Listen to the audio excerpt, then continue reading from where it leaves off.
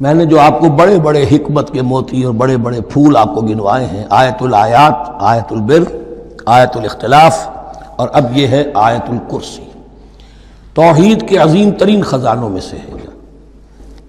ہی سیدۃ آیات القرآن، حضور نے فرمایا یہ تمام آیات قرآنی کی سردار ہے۔ جس طریقے سے آیہ بر اور سورۃ العصر میں ایک نسبت ہے کہ ہدایت اور نجات کی شرائط ساری کی ساری ایک چھوٹی سی صورت میں اللہ نے جمع کر دی، والعصر ان الانسان لفی خسر الا الذین آمنوا وعملوا الصالحات وتواصوا بالحق وتواصوا بالصبر، لیکن اس کی تفصیل ایک آیت میں آئی، وہ آیت البر ہے۔ چنانچہ جو منتخب نصاب ہم نے مرتب کیا ہے دعوت قرآن کے لیے، میں پہلا درس سورۃ العصر کا ہے اور دوسرا درس آیت البر کا ہے۔ جو نسبت سورۃ العصر میں ہے کہ وہ سورت ہے، یہ آیت ہے، لیکن اس آیت میں کئی سورتیں نکل سکتی ہیں حجم کے اعتبار سے سورۃ العصر کے برابر۔ یہی نسبت ہے سورہ اخلاص میں، 4 آیتیں، توحید کا عظیم ترین خزانہ، اور یہ آیت الکرسی، یہ آیت ہے سورہ اخلاص، اس میں 4 بن جائیں گی حجم کے اعتبار سے، لیکن اسے حضور نے ثلث قرآن قرار دیا ہے۔ توحید کے موضوع پر جامع ترین سورۃ الاخلاص، لیکن توحید اور خاص طور پر توحید فی الصفات کے موضوع پر عظیم ترین آیت یہ آیت الکرسی ہے۔ اللہ لا الہ الا ہو، اللہ وہ معبود برحق ہے جس کے سوا کوئی الہ نہیں، بڑا کیٹیگوریکل۔ الحی القیوم، وہ زندہ ہے از خود اور باخود، اس کی زندگی مستعار نہیں ہے۔ وہ جو کہا ہے کہ مانگ کے لائے تھے 4 دن، 2 آرزو میں کٹ گئے 2 انتظار میں، عمر دراز مانگ کے لائے تھے۔ اللہ کی زندگی ہے، اس کی از خود زندگی، کسی کی دی ہوئی نہیں، اور اس زندگی میں کوئی ضعف نہیں، کوئی کمزوری نہیں، کوئی احتیاج نہیں، آگے آ جائے گا، نہ اسے نیند آتی ہے نہ اونگ آتی ہے۔ قیوم، خود اپنی جگہ وہ زندہ جاوید ہستی ہے، اور باقی ہر شے کا وجود اس کے حکم سے قائم ہے، کوئی شے قائم نہیں ہے بغیر اس کے اذن کے۔ تو گویا کہ احد اور الصمد، اللہ اپنی جگہ احد، لیکن باقی پوری کائنات کے لیے صمد ہے، جو سورہ اخلاص میں 2 الفاظ آئے ہیں، قل هو اللہ احد اللہ الصمد۔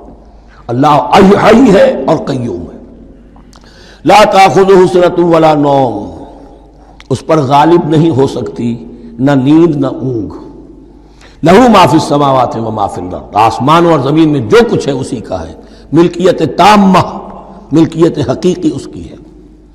من ذا الذی یشفع عندہ الا باذنہ، کون ہے وہ جو شفاعت کر سکے اس کے پاس مگر اس کی اجازت سے۔ اب یہ مقام آیا ہے سورہ بقرہ میں پہلی مرتبہ، 3 مرتبہ کیٹیگوریکل ڈینائل کے بعد، کوئی شفاعت نہیں، کوئی شفاعت نہیں، کوئی شفاعت نہیں۔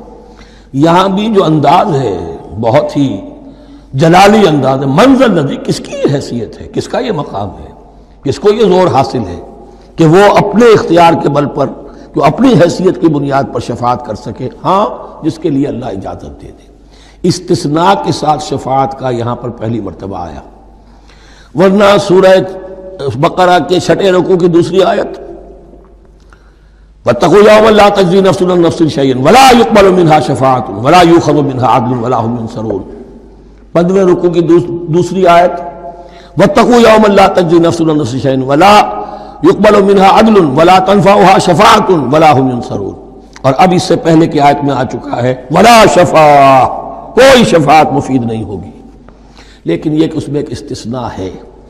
اب یہ ذرا باریک مسئلہ ہے کہ شفاعت حقہ کیا ہے، شفاعت باطلہ کیا ہے، تو دورہ ترجمہ قرآن میں اتنی تفاصیل کے ساتھ بحث نہیں کی جا سکتی، وہ ایک علیحدہ موضوع ہے۔ حال ہی میں نے اس پر اپنے درس ریکارڈ کرا دیے ہیں۔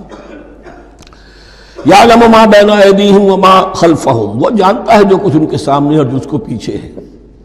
عام طور پر دنیا میں ہم سفارش کرتے ہیں تو کہتے ہیں کہ بھئی میں جانتا ہوں اس شخص کو بہتر، اصل میں جیسا کچھ یہ نظر آتا ہے ویسا نہیں ہے، یا جیسا کچھ فیکٹس آن دی فائل آ گئے ہیں وہ بڑے ہی ڈیسیونگ ہیں، اصل حقائق کچھ اور ہیں اس کیس کے، وہ میں آپ کو بتاتا ہوں۔ یہ بات اللہ کے سامنے کون کہہ سکتا ہے، جبکہ اللہ تو جانتا ہے جو کچھ ان کے سامنے اور جو کچھ ان کے پیچھے ہے، اور ان کا حال یہ ولا یحیطون بشیء من علمہ الا بما شاء، اور وہ احاطہ کر ہی نہیں سکتے اللہ کے علم سے کسی شے کا سوائے اس کے جو اللہ چاہے۔ باقی ہر ایک کے پاس علم جو ہے اللہ کا عطائی علم ہے، دیا ہوا علم ہے، محدود علم ہے، بڑے سے بڑا رسول ہو، بڑے سے بڑا ولی ہو، بڑے سے بڑا فرشتہ ہو۔ لا علم لنا الا ما علمتنا، ہم پڑھائیں چوتھے رکوع میں، تو کون کہہ سکتا ہے؟ من ذا الذی یشفع عنده الا باذنہ یعلم ما بین ایدیہم وما خلفہم ولا یحیطون بشیء من علمہ الا بما شاء وسع کرسیہ السماوات والارض۔ اس کی کرسی تمام آسمانوں اور زمین کو محیط ہے۔ اب کرسی کے دو مفہوم یہاں ہو سکتے ہیں، ایک تو یہ کہ اس سے جو معنی مراد ہے یعنی اس کا اقتدار، اس کی قدرت، اس کا جبر، اس کا اختیار، یہ اتھارٹی پوری کائنات کو۔ ایک یہ بھی ہو سکتا ہے کہ اللہ تعالیٰ کے لیے ہم نہیں جان سکتے، یہ آیات متشابہات میں سے ہیں کہ کوئی شے بھی ہو واقعتاً جس کو ہم اسے کرسی کہہ سکیں۔ عرش، کرسی، ان سب کے بارے میں یہ دونوں باتیں ذہن میں رکھیے۔ یہ بھی ہو سکتا ہے کہ ان کی کوئی مجسم حقیقت ہو جو ہمارے ذہن سے، ہمارے تخیل سے ماورا ہے، اور یہ بھی ہو سکتا ہے اس سے استعارہ مراد ہو۔ اس کا اقتدار و اختیار آسمانوں اور زمین پر چھایا ہوا ہے۔